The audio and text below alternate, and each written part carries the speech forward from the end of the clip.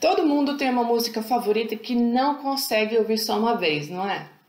E parece que toda vez que ouvimos, a gente experimenta a mesma sensação boa. Lembra de alguém ou algum evento especial? Sente um arrepio naquele trecho favorito da música? Para entender como isso acontece, a gente precisa falar sobre o efeito da música no sistema de recompensa cerebral. O sistema de recompensa abrange vários circuitos neurais envolvidos em processos de memória, aprendizagem, motivação e processamento de emoções.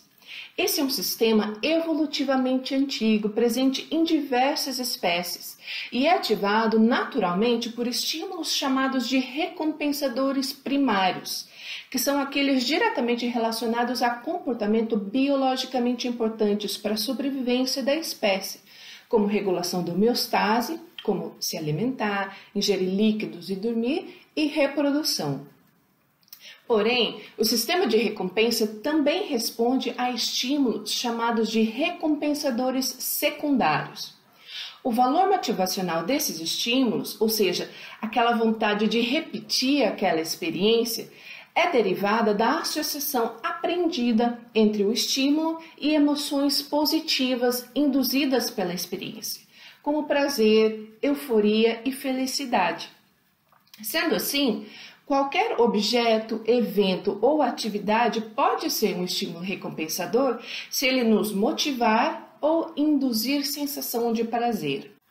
Estudos de neuroimagem que investigam o sistema de recompensa mostram que o processamento de estímulos recompensadores envolve várias estruturas cerebrais, como o córtex pré-frontal, que é importante em processos atencionais, de planejamento e tomada de decisão, o núcleo accumbens, a área tegmental ventral, que é relacionada à produção de dopamina, e também estruturas que compõem o sistema límbico, como o hipocampo e a amígdala. Essa rede neural é chamada de via dopaminérgica mesocórtico-límbica, ou simplesmente via de recompensa. De uma forma simplificada, quando estamos diante de um estímulo potencialmente recompensador, há um aumento da atividade de neurônios dopaminérgicos que saem da área tegmental ventral e se comunicam com uma região chamada núcleo accumbens.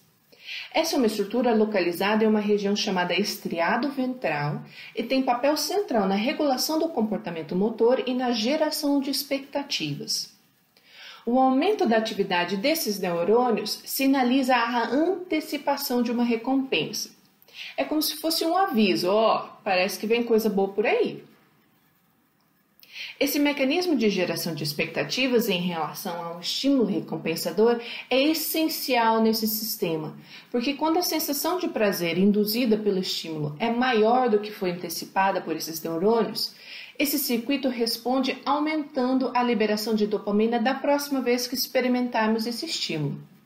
Já quando a sensação de recompensa é menor do que esperada, há uma diminuição da liberação de dopamina. E quando o sistema prevê de forma correta o nível de recompensa, então não há alteração do sistema dopaminérgico.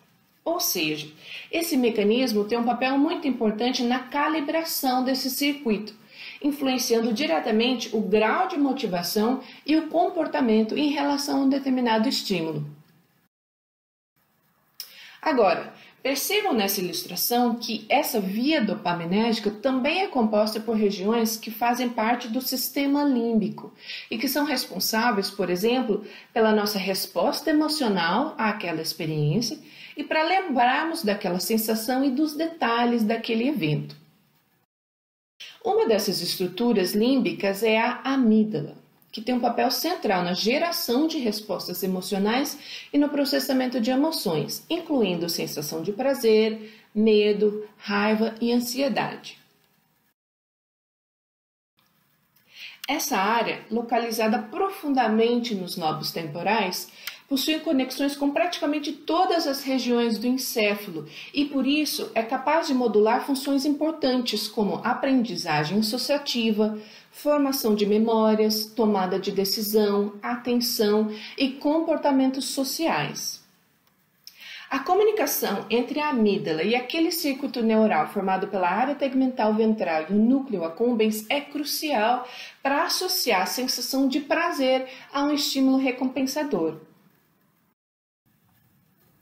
O hipocampo é basicamente um centro de memória e é uma área-chave para a aprendizagem. É essa estrutura do cérebro que nos ajuda a lembrar que já tivemos contato com aquele estímulo antes, como nós nos sentimos das outras vezes, onde ou com quem estávamos durante aquela experiência recompensadora.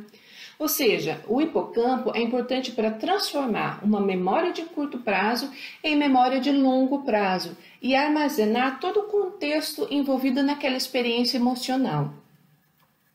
Eventos que têm um forte componente emocional são lembrados com uma maior riqueza de detalhes e parece que são mais vivos na memória, não é? Isso acontece porque o hipocampo tem uma ligação direta com a amígdala e a liberação de dopamina nesse circuito de recompensa reforça a associação entre a memória daquele evento com a sensação de prazer que foi induzida durante aquele evento. Uma outra estrutura muito importante que não está representada nesse esquema, mas que faz parte do sistema límbico, é o hipotálamo. Essa é uma estrutura bilateral do diencéfalo responsável por várias funções vitais, como controle do sistema endócrino, excitação sexual, controle do ciclo sono-vigília, da temperatura corporal e da homeostase, com a regulação da fome, sede e saciedade. Além disso, o hipotálamo também atua na regulação do sistema nervoso autônomo, que é composto pelos sistemas simpático e parasimpático. O sistema nervoso autônomo é responsável por regular as funções neurovegetativas do organismo, inervando diversos órgãos, glândulas, vasos sanguíneos e músculos, como o músculo cardíaco.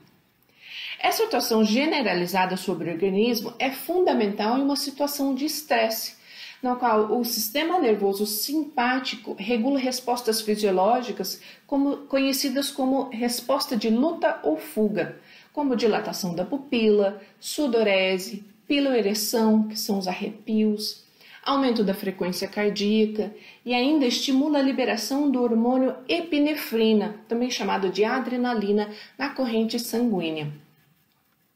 Essas alterações fisiológicas também são marcadoras de uma resposta emocional e são observadas quando a gente sente medo, raiva, euforia. Isso acontece porque o hipotálamo se conecta com outras estruturas do sistema límbico, tanto enviando informações como servindo como uma via de saída, coordenando a relação entre motivação e o estado fisiológico do organismo.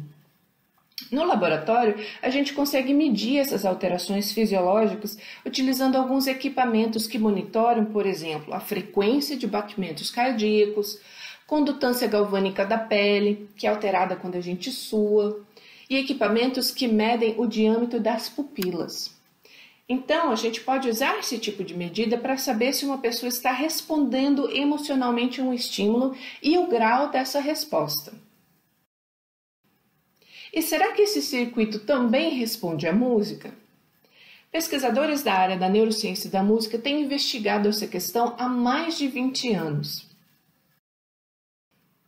Um estudo desenvolvido por um grupo do Montreal Neurological Institute, no Canadá, utilizou uma técnica de neuroimagem chamada tomografia por emissão de pósitrons, ou PET, que utiliza marcadores radioativos injetados na corrente sanguínea e que são detectados pelo scanner na medida em que eles se acumulam em diferentes regiões.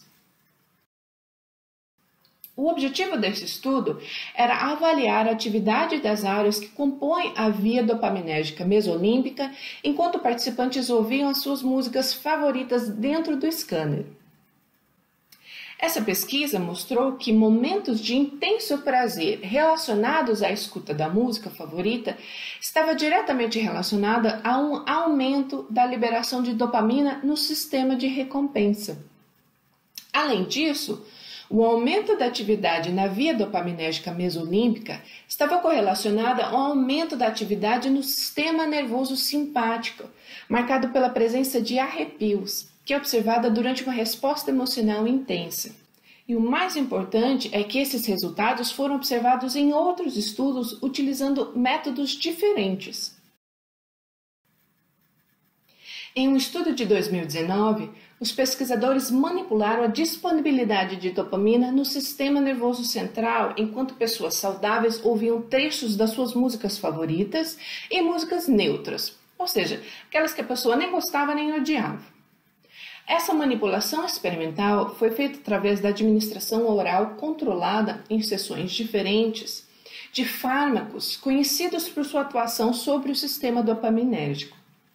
A levodopa é um precursor da dopamina, que age aumentando a disponibilidade sináptica desse neurotransmissor, enquanto uma outra medicação, chamada risperidona, é um antagonista da dopamina e age bloqueando os receptores dopaminérgicos nos neurônios. Além disso, um placebo também foi administrado. Durante a escuta das diferentes músicas, os participantes avaliavam a sensação de prazer que sentiam durante vários trechos da música através de uma escala, que é uma medida subjetiva de prazer induzida pela música.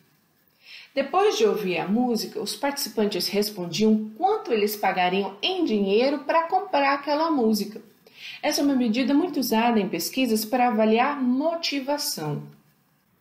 Os resultados dessa pesquisa mostraram que, na sessão em que a levodopa foi administrada, houve um aumento na sensação de prazer e na resposta motivacional em comparação ao placebo. Já na administração da risperidona, houve uma diminuição tanto da sensação de prazer como da motivação aos mesmos estímulos.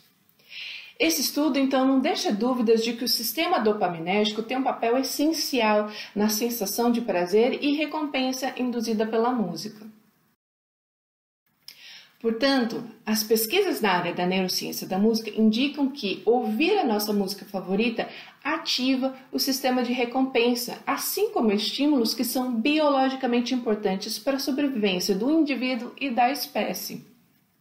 Agora, da próxima vez que você apertar o botão para ouvir mais uma vez aquela música, ou sentir um arrepio quando ouvir a parte mais bonita da sua música favorita, você já sabe que é por causa da ativação do sistema dopaminérgico de recompensa do seu cérebro.